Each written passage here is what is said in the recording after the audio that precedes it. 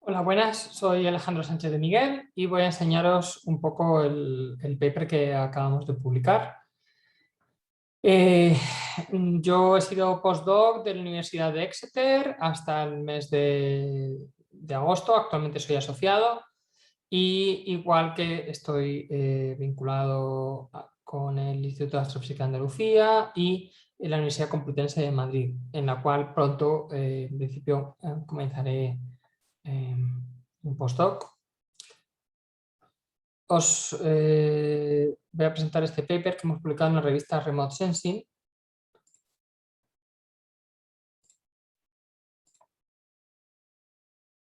Esta investigación ha sido financiada principalmente por la Universidad de Exeter, donde pertenecen todos mis colegas, Jonathan Benny, Emma Roosevelt, Simon Durhak y Kevin Caston. Aunque pues, hay cosas de esta investigación que vienen de un tiempo anterior. Las conclusiones son el crecimiento de la contaminación lumínica global, pues parece que es bastante acusado. Los datos que tenemos nos dan un mínimo de un 49% en los últimos 25 años, pero que debido a los problemas de detección que tienen estos satélites, probablemente es muchísimo mayor. Podría llegar incluso hasta un 270%. Si el crecimiento de LEDs mundial es según lo que esperamos y lo que es también el tipo de LEDs. Por otro lado, por ejemplo, el tipo de LED influye mucho y, por ejemplo, si se utilizan 4000 Kelvin, pues esto puede llegar mucho más arriba. En cambio, si es 3000 Kelvin, pues no llegaríamos tan arriba. Ahora explicaré cómo hacemos esta estimación, este escenario de cómo se produce el cambio de LEDs. En principio, una de las cosas importantes es que incluso usando LEDs de 3000 Kelvin, estaríamos incrementando de manera muy importante la contaminación lumínica, que incluso si hemos considerado en un momento que era más o menos un poco más amigable, ¿no? Realmente tenemos que irnos a temperaturas de color más bajas y, por otro lado, pues evidentemente dejar de poner luz porque si no seguimos creciendo y creciendo. Os voy a explicar un poco los datos que hemos utilizado. Hemos utilizado dos tipos de satélites, porque esto es una constelación, el DMSP es una constelación meteorológica de defensa. Y tienen dos productos que proporcionaba el NOAA, ahora actualmente la Escuela de Minas de Colorado, que son los datos calibrados o desaturados del DMSP. Y por otro lado, los datos no, en crudo. O sea, no es en crudo, realmente es una media anual, pero tienen saturación. Y como realmente las ciudades generalmente crecen por los bordes, este producto pues es interesante, pero claro, lo que hay en medio también nos importa. Luego tenemos otro instrumento, que es el BIRS, que pertenece a un satélite que se llama Suomi North Polar Partnership, que tiene mayor resolución y es un satélite calibrado dedicado realmente a la observación terrestre, ¿no? Y luego tenemos los datos de la Estación Espacial Internacional, que no utilizamos directamente en este trabajo, aunque sí usamos como referencia el canal azul, que es el que más sabemos que afecta en general a la biodiversidad y demás, y bueno, pues podemos ver los efectos, ¿no? en ese canal, que es el que vamos a hacer nosotros para las proyecciones. Y bueno, si nos vamos aquí, vemos que una de las cosas importantes es que el DMSP tomaba las imágenes al atardecer y el BIRS lo toma a medianoche. La ISS puede tomarlos a cualquier momento.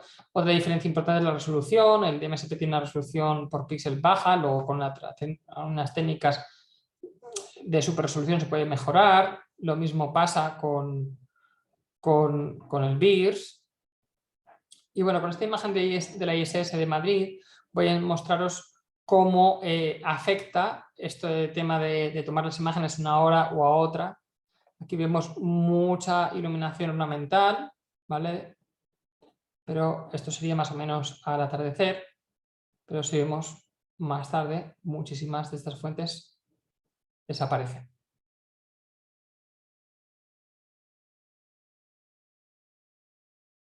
Por eso no son comparables los datos de BIRS y de MSP directamente simplemente por la hora a la que se toman las imágenes, ¿no? Es verdad que muchas calles y muchas cosas pues parecen más o menos igual, pero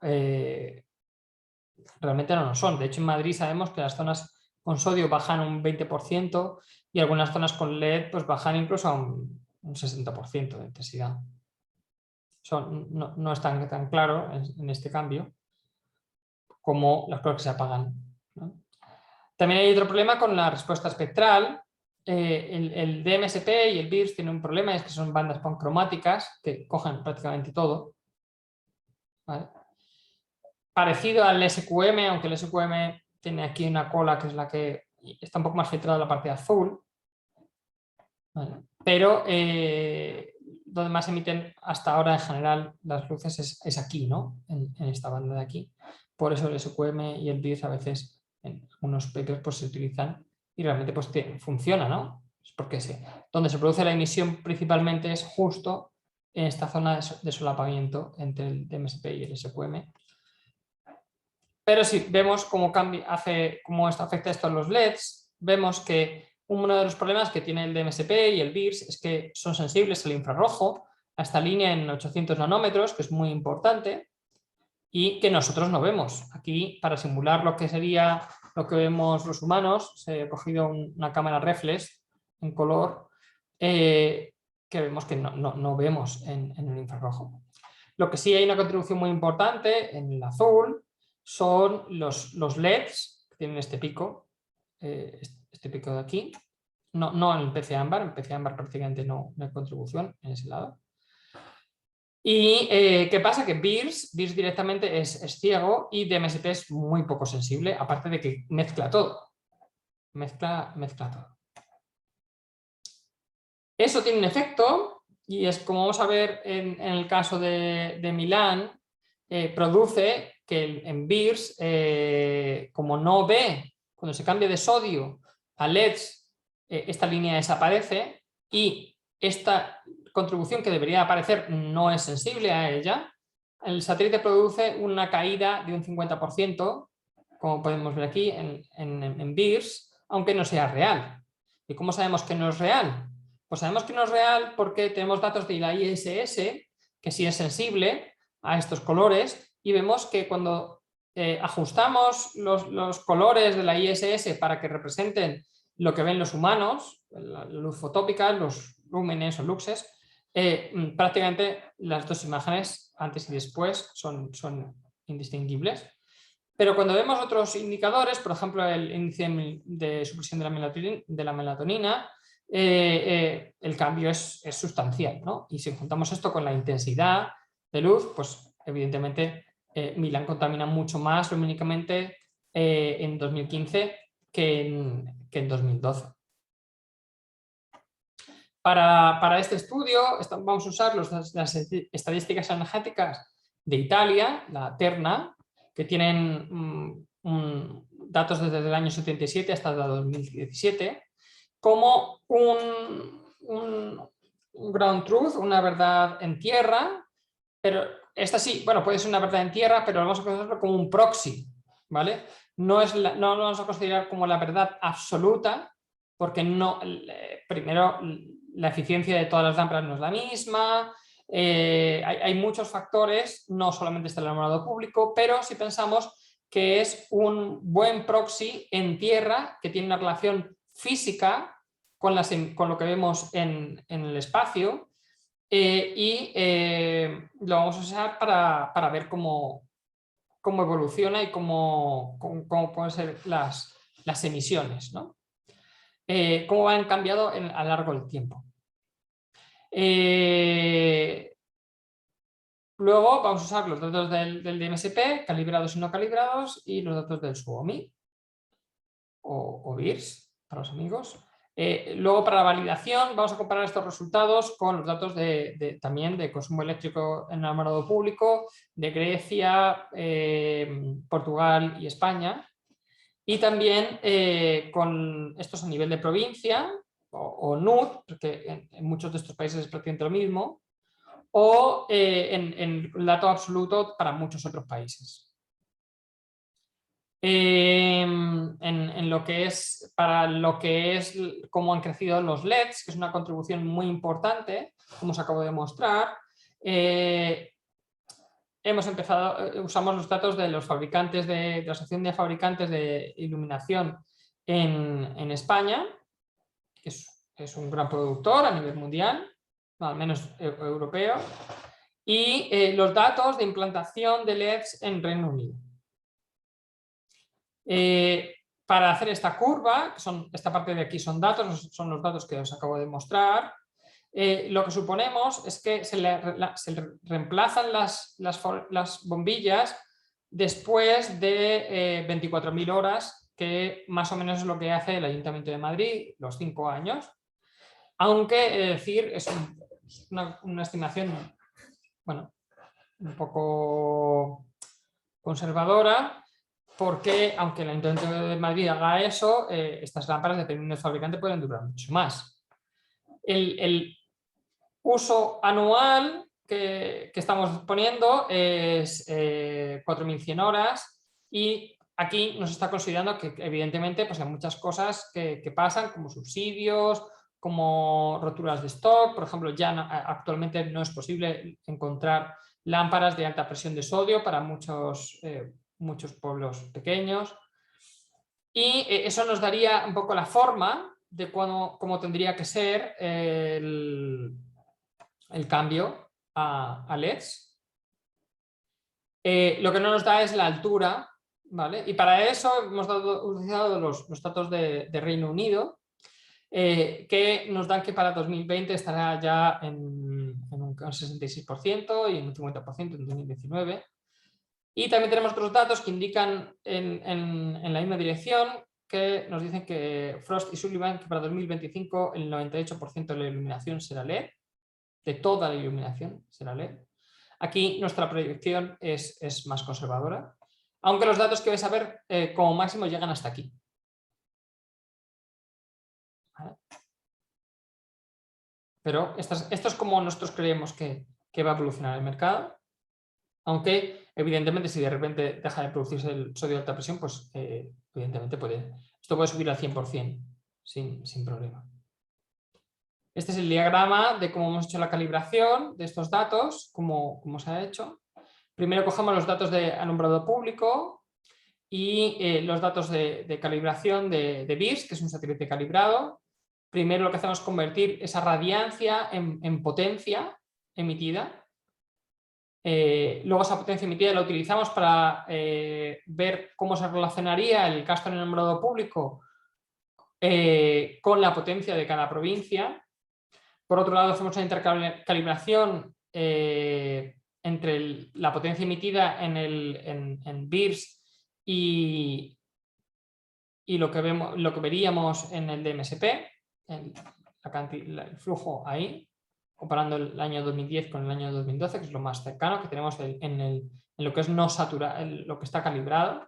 Y luego esta calibración la utilizamos para corregir las provincias italianas en lo que es el DMSP no calibrado, ¿no? Y hacemos además una corrección de linealidad. Eso lo voy a comentar después. Luego utilizamos el consumo eléctrico como proxy de cómo tiene que ser el cambio de iluminación. Evidentemente ahí estamos asumiendo que la eficiencia de todas las provincias de Italia es similar, que probablemente no lo sea, pero lo que nos importa realmente es la forma, no tanto el valor. Sí que miramos las provincias que sean estables en su forma y también en su geografía, ¿no? Porque hay muchas provincias italianas que se han dividido en dos o se han agregado. Luego calculamos una serie de offsets que voy a explicar después para hacer coherente todo este dataset. Creamos un fichero en crudo de cómo pensamos que la radiancia de estos productos debería de ser y nos da una tendencia, y luego los escalamos dependiendo de cuál consideramos que debe ser el nivel de referencia. Como hemos dicho, el DMSP calibrado debe ser en principio la referencia para lo que es la puesta de sol, y el BIRS debe ser la referencia para medianoche. Pero ¿qué pasa? Que antes de 2012 no tenemos datos de medianoche, y después de 2012 no tenemos datos de antes de medianoche, excepto para 2013 y 2014, pero no están calibrados. Entonces usamos los datos del DMSP no calibrados, reescalados, para hacer de puente entre estos dos niveles de referencia, y también damos el dato en crudo, ¿no? Luego comparamos esto con las diferentes provincias de España, Portugal y Grecia, y luego hacemos una validación y luego comparamos a nivel de país, ¿vale? Cuando ya tenemos el nivel de país, hacemos una estimación de cuál debería de ser, en base a la temperatura de color, la cantidad de luz que se produciría, comparando lo que vería la ISS con BIRS. Esta estimación de la evolución viene de los datos de España y de Inglaterra, de Reino Unido, como he explicado antes, y suavizamos esta tendencia, la agregamos y sacamos cuál es la evolución mundial. Uno de los pasos que a mí me sorprende mucho que no se haga más en este mundillo es calcular la potencia. Para eso partimos de la radiancia, que son estos nanovatios divididos de centímetros cuadrados, y radian, que tenemos aquí potencia, área y área angular. Bueno, pues para conseguir la potencia simplemente tenemos que multiplicar la radiancia por el tamaño del píxel, ¿no? Esto es un poco peliagudo a veces porque cambia con la latitud. Aquí Google Earth Engine realmente nos ayuda porque tiene ya funciones preparadas para hacer eso. Y luego multiplicamos por el área de la semiesfera. Porque evidentemente, aunque la emisión fuese isótropa o lambertiana, no nos va por el suelo, ¿no? El suelo refleja hacia arriba. Y ya tenemos la potencia. Otra cosa importante es que el DMSP y el BIRS no tienen exactamente la misma respuesta espectral, pero la diferencia es bastante pequeña, ¿no? Aquí tenemos este gráfico, esta leyenda es la misma que un paper que publicamos en 2019 con diferentes tipos de iluminación, y vemos que la diferencia pues es pequeña, ¿no? Un 10% o así, como muchísimo, y ese efecto pues bueno, pues es menor comparado, o sea, es mínimo comparado con los problemas de calibración que tiene pues, el DMSP o el BIRS. Aquí vemos cómo es la relación entre el DMSP calibrado y el BIRS. Es una alineación lineal bastante buena en general. Aquí tenemos lo mismo entre el consumo del alumbrado público y el BIRS. Vemos también es una relación lineal bastante buena. Y luego para corregir la linealidad del DMSP no calibrado, lo que hacemos es comparar con lo que ya está calibrado, hacemos una especie de ingeniería inversa y comparamos con la capa calibrada más cercana disponible. Estos son los datos, en rojo están los datos de consumo del alumbrado público, en gris aquí están los datos en crudo, después de corregir de linealidad, del DMSP, aquí en violeta están los del DMSP calibrado y en rombos azules los de BIRS. Lo primero que necesitamos es ver los offsets, o sea, si nos creemos que al menos esta tendencia es real, ¿vale? Y por eso tenemos el alumbrado público, que nos da, pues también, por ejemplo, cómo crecen las ciudades, etcétera, que puede estar relacionado con el consumo, el alumbrado privado también. Calculamos un offset para cada uno de estos puntos, cómo deberíamos de forzarlo para que caiga en el punto de esa provincia. Sin embargo, este numerito, este factor que tenemos aquí, al cual tenemos que también considerar que puede tener una constante por una razón, porque esto está saturado en algunos puntos, entonces es posible que haya una saturación. Entonces, consideramos que esto es para todas las imágenes, ¿vale? Para cada imagen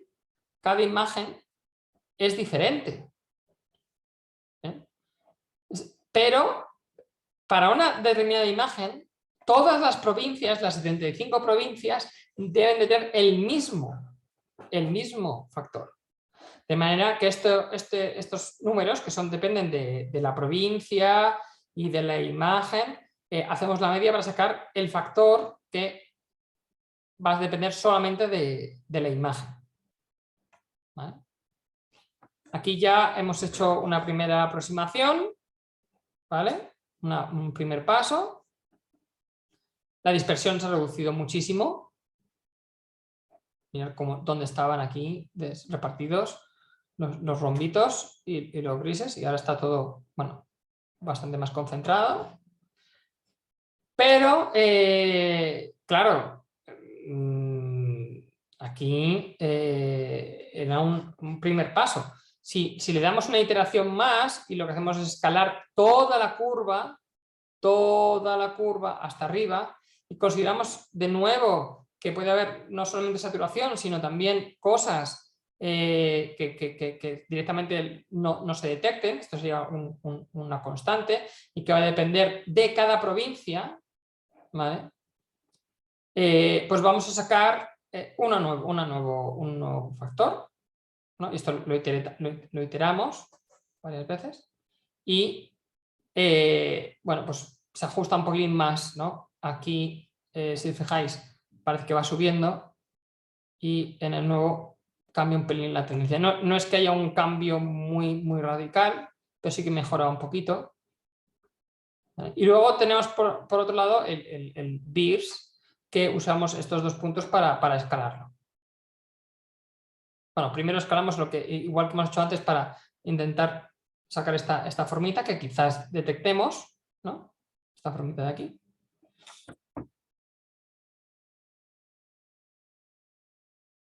Y bueno, esto es un proceso iterativo que es bastante complejo, ¿no? Porque hay que coger, decidir cómo vas a hacer los offsets. Por ejemplo, aquí ya sería el RAW, ¿no? Ya dejamos todo, no usamos ningún offset vertical. Y ese sí es como nos saldría si nos creyésemos todo esto, ¿no? Evidentemente, pues a veces hay saltos aquí. Por ejemplo, bueno, luego, después de hacer todo este proceso, comparamos con otras provincias. Esas provincias que hemos comparado es Cantabria, Grosseto, Faro y Tesalónica. En este caso es una selección que he hecho, en el que vemos que lo que es la tendencia, comparado con el alumbrado público, evidentemente la eficiencia energética de España es superior a la de Italia, y por eso sale más alto. Y lo mismo en Faro y en Portugal, o sea, y en Tesalónica. Bueno, en Tesalónica no estoy seguro, o sea, creo que es el mismo efecto. De hecho, Portugal es prácticamente, o era prácticamente sodio de alta presión y muy eficiente. En España teníamos todavía algunas cosas que no eran alta presión, pero llegaba a término muy alto, del orden del 80%, si no recuerdo mal. Y esta diferencia pues depende de eso, de la eficiencia energética, y también de la cantidad de alumbrado privado, ¿vale? Hay que pensar que esta línea nos da en principio lo que sería el alumbrado público, ¿vale? Es nuestra estimación de alumbrado público. Si también el ratio de alumbrado público frente al privado es diferente en el país, esto va a ser diferente, ¿no? Por eso nos interesa la pendiente, no nos interesa tanto el factor de escala. También por eso estamos utilizando BIRS, que está calibrado, ¿vale? Porque eso sí ese valor sí nos podemos fiar, y por eso damos potencia emitida y no un gasto en alumbrado público o algo así, ¿no? Usamos el alumbrado público para estimar cómo es la tendencia, no realmente cuánto alumbrado público hay, que es lo que hicimos, por ejemplo, en el año 2014 para España. Hay un efecto que hemos detectado bastante interesante para Portugal y Grecia, y es que parece que, según nos han dicho los expertos locales, hay un efecto de la facturación. O sea, la tendencia sí vemos que es similar, pero en Grecia parece que las facturas de la luz la pagan como 4 años después de haberse producido el consumo. Y en Portugal pues, es menos acusado, pero parece que puede ser una diferencia entre 2-3 años.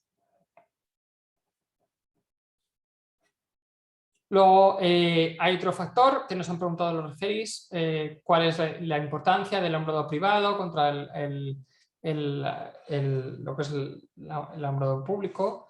Y una manera de verlo, por ejemplo, son los saltos que hay entre el DMSP calibrado y el BIRS, y vemos que muchas veces no hay grandes saltos. Aquí.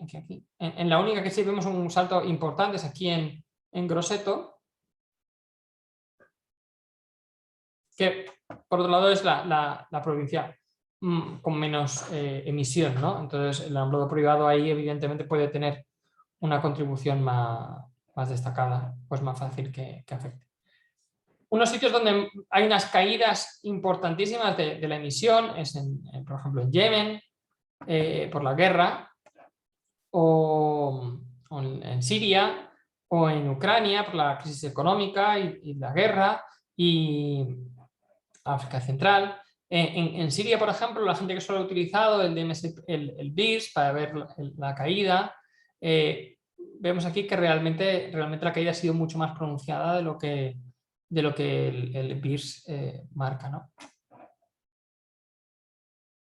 Algunos de los resultados, pues ya los he comentado, que el crecimiento de la contaminación lumínica mundial podría ser en 2017 ya un 270%, sí, según nuestro modelo de crecimiento de venta de LEDs, si se está usando 4000 Kelvin, si se usan 3000 Kelvin, esto bajaría hasta 130%, y actualmente, pues como mínimo la cota inferior sería un 49%. Y cualquier valor entre estos es posible, y no tenemos la tecnología ahora mismo, excepto los datos de la Estación Espacial Internacional, para saber dónde estamos aquí. Para cómo está siendo en Europa y bueno, en todo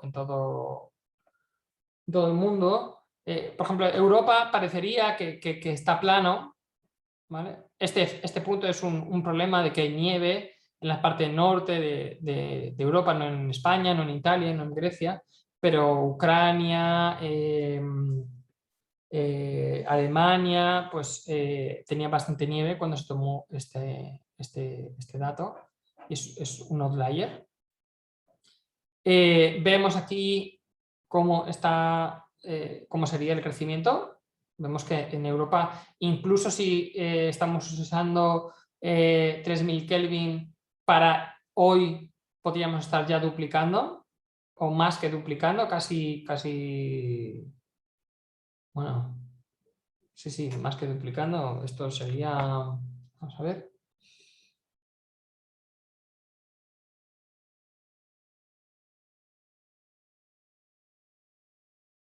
Podríamos estar cuadruplicando la cantidad de luz, si consideramos que esto es 0,5. No, esto no será 0,5, no será cuadruplicando, pero es muy importante, ¿vale? Podría buscar el dato exacto. Y si usamos 4000 Kelvin, pues ya nos vamos muchísimo más alto, ¿no? Y sobre todo es que si hubiésemos elegido como referencia 2000 Kelvin, que es una tecnología que está disponible desde el año 2012 o así, nos habríamos mantenido, ¿no? Al menos nos habríamos mantenido. En Europa no se ve claramente el efecto de la crisis económica, quizá aquí un pelín, pero no de manera destacada. En Asia sí, vemos que hay un crecimiento sostenido, Asia está creciendo muy, muy, muy rápido en iluminación. Aquí se para debido a la crisis, pero continúa incluso más rápido de lo que estaba creciendo antes. Esto sin ni siquiera tener en cuenta el efecto de los LEDs. Si ya tenemos en cuenta el efecto de los LEDs, bueno, pues podéis ver aquí. Aquí este es el 1, ¿no? La cantidad de luz emitida. Y aquí nos llamamos, en la predicción para 2020 podría ser ya cerca de 8 veces más. En 2017 pues no llegamos tanto, pero entre 4 y 5. No, perdón. No, más de 5. Para África, pues parecería que se estanca, ¿no? Y que no está creciendo, pero realmente, otra vez, es falso. Y porque, por ejemplo, hay países enteros como Egipto, que ya tienen todo su alumbrado público prácticamente convertido a LED y muy frío. O sea que realmente el crecimiento es muy grande, probablemente en África.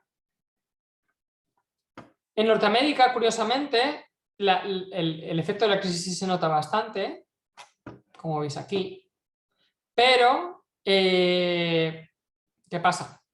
Que incluso si ese fue el efecto, esa bajada no se ve compensada suficientemente en el caso que usemos LEDs de 3000 Kelvin, solo se compra un poquito en los primeros años, pero en cuanto empezamos a poner mucho más y más y más, solamente crecemos.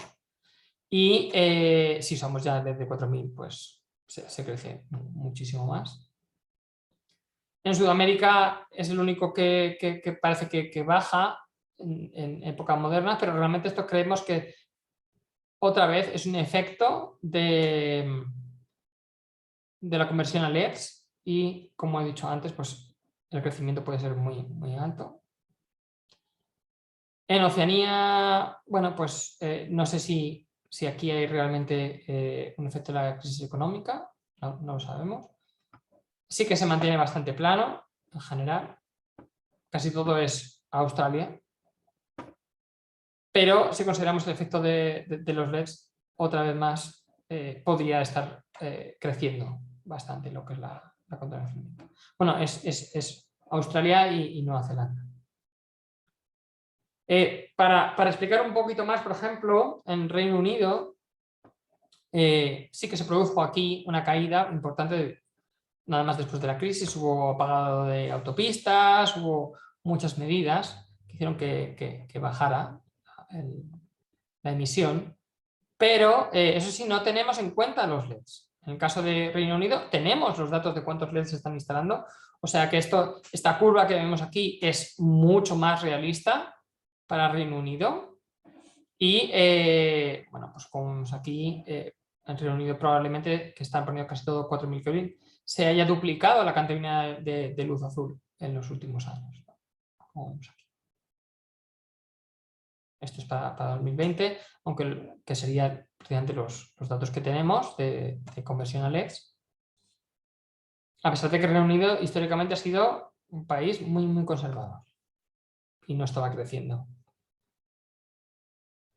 En el caso de España, no se da una caída tipo escalón, como vemos aquí en Reino Unido. Hay un cambio de tendencia también en 2010 y esta caída pues es más pronunciada. Lo que pasa es que en España hemos sido pioneros en la implementación de LEDs. Por ejemplo, están los LEDs de RUS, que empiezan a poner LEDs a más de una temperatura de color bastante amplia y en muchos sitios, muy baratos, y a muchos de ellos están todavía disponibles. Y luego, por ejemplo, en otros sitios como Madrid se hizo un cambio bastante importante a LEDs, aunque la bajada en sodio pues, fue más importante. Pero hay otros sitios, pues Rivas hacia Madrid, bueno, toda la colonia metropolitana de Madrid tiene muchos LEDs, Otras provincias como Jaén pues tienen una cantidad de LEDs muy importantes, Granada también, o sea, la evolución está siendo bastante importante. Y en España, a pesar de esta caída, ¿vale? Si hubiésemos usado 3000 Kelvin, como se ha usado en Madrid Capital, pues más o menos compensaríamos una cosa con la otra, la bajada que vemos en el satélite, pero no sube tanto, ¿vale? Pero como para muchos lugares lo que se ha puesto no es 3000 Kelvin, sino 4000 Kelvin, el crecimiento de contaminación lumínica pues es bastante grande y actualmente podríamos estar otra vez pues duplicando casi los niveles de 2010 en luz azul. Para que podáis usar los datos de las provincias o de españolas, por ejemplo, o de otros países, en principio para las provincias españolas el código es el código NUT, igual para las italianas, portuguesas, etc. Portuguesas creo que realmente no es el NUT, sino el nombre de la provincia. Entonces tenemos un código que es la provincia o el país o lo que sea, que está corregido, o sea que ya hemos aplicado todas las correcciones que hemos comentado. Lo mid, si la referencia es midnight, o sea que la referencia se está escalado al DIRS. Esto es que es de un país, ¿vale? Si fuese un país entero, si fuese una provincia, pues aquí pondría el código del país, ese para España. Y aquí, bueno, en este caso es Andorra, vemos como Andorra, bueno, tenemos otra capa aquí para Andorra, que es al atardecer, en el que lo que hacemos es tomar como referencia los puntos verdes y luego usamos los puntos azules para empalmar los verdes con los azules. Esto lo hacemos y luego tenemos uno que es como un crudo en el que no se ha hecho ningún escalado y lo que ha salido de este del proceso pues lo presentamos, ¿no?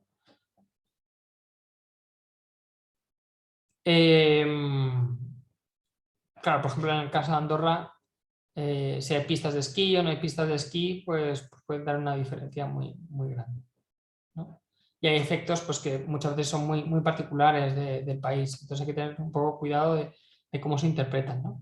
Luego aquí, por último, siempre está los datos en negro que están aquí, en los que le hemos aplicado una corrección de 0,1 para los datos de sodio, o sea, o de 2000. Creo recordar que era 0,2 o 0,25, no lo recuerdo, a los datos de 2000 Kelvin y 0,5 creo recordar para los de 4000 Kelvin, y luego pues la contribución de los sodio o no sodio para cada uno de los años. Los datos disponibles están en provincias para Portugal, España, Grecia, Italia y Reino Unido. A nivel de país, para todos los países, hay que tener en cuenta que a veces los datos a nivel de provincia y nacionales no son exactamente iguales porque como los datos de todo el mundo pues son muchos datos. Para poder usar Google Earth Engine hemos tenido que hacer un resampleado y reducir la resolución. Entonces, a veces parte de la luz pues se pierde en las fronteras, ¿no? Y hay algunas pequeñas diferencias. Sobre todo esto afecta a los países más pequeños. Conclusión, pues bueno, ya lo he dicho antes, el crecimiento mundial un 49% mínimo. Probablemente en cantidad de luz azul estemos muchísimo más altos, 130, 270% es posible. Tenemos que conseguir datos para poder validar estos crecimientos en diferentes países. Estamos ya trabajando en ello. Y luego, pues que 3000 Kelvin, pues aún así seguirá siendo una contribución importante a la contaminación lumínica, ¿no? y que este crecimiento del 49% en los últimos 25 años pues, tiene un impacto muy importante en los ecosistemas. Además, pues tenemos un problema en que necesitamos satélites que sean sensibles al azul, porque estos valores están, sobre todo en lo que es el 49%, es un valor súper conservado. Necesitamos información de color. Ya, necesitamos nuevos satélites, necesitamos datos de la estación espacial, necesitamos datos en tierra para ver esto. Y bueno, muchas gracias, espero que os haya sido útil y si tenéis dudas, pues no dudéis en escribir.